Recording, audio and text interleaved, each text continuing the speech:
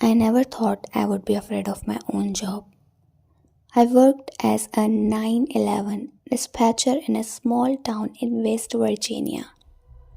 It wasn't a big city, just forest, winding roads, scattered houses, and long stretches of silence at night. Most calls were normal: domestic arguments, car accident, drunk callers, sometimes prank calls from bored teenagers. Nothing prepared me for what started happening in October of last year. My shift started at 10 p.m. night. Shifts were always quiet, the kind of quiet that makes the hum of the computers feel loud. At 11:47 p.m., a call came in. I answered like I always. 911, what's your emergency? There was breathing on the other end, slow, uneven. I asked again. The breathing stopped, then a voice whispered, "You already know." I froze. "Sir, can you tell me your location?" Silence.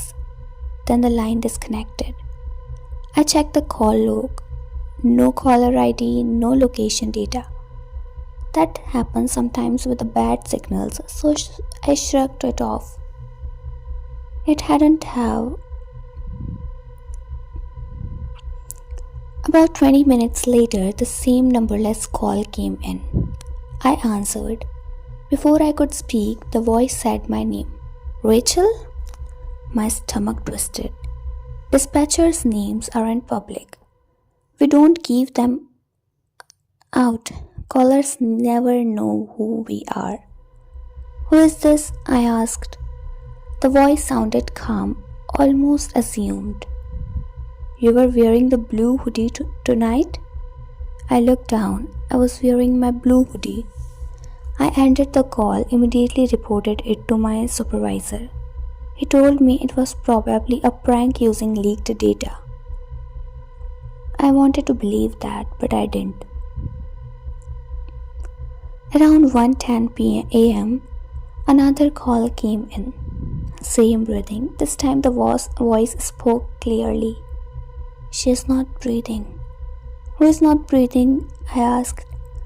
"The woman in the yellow house." My finger paused over the keyboard. There was no active call like that. I checked recent routes. My blood ran cold. There was a call like that. From 6 years ago. A woman found dead in a yellow house on Pine Road, closed case. I whispered, "That call is over." The voice replied. It never ended, and the line went dead. After that, things started going wrong. Old calls began appearing in the system. Calls marketed, resolved suddenly become active again. Timestamps didn't make noise, didn't make sense. One call log showed. Incoming call 3:14 a.m. Date 1999. I wasn't even born in 1999. I heard screaming, real screaming. I ripped my headset off and yelled for my supervisor. When we checked again, that call log was gone, like it never existed. At 2:30 a.m., the worst call came in. The moment I answered, I recognized the voice. It was my father. He died in a car accident when I was 17. He asked softly, "Rach, you forget to lock the door?" I dropped my headset. My house was empty. I lived alone. I checked my phone. Front door camera, motion detected. I couldn't believe the voice continued through the 911 line. "I'm standing outside." I ended the call. The system immediately rang again. Same call, same voice. 911 doesn't protect you from us. I begged my supervisor to listen to the recordings. He sat beside me and replayed the calls. He went pale because the recordings weren't silent. They were full of voices, dozens of them, overlapping, whispering, crying, and beneath all of them, a steady tone, like something breathing through the system itself. He whispered, "This shouldn't exist." Then the lights flickered. At 3:33 a.m., every phone in the dispatch room rang at once. All screen flashed red. The call ID said caller 91111. I answered with shaky hands. The voice was no longer pretending. It was deep, mechanical, ancient. "You listen to everyone else's emergencies," it said. "Now listen to yours." The screen changed.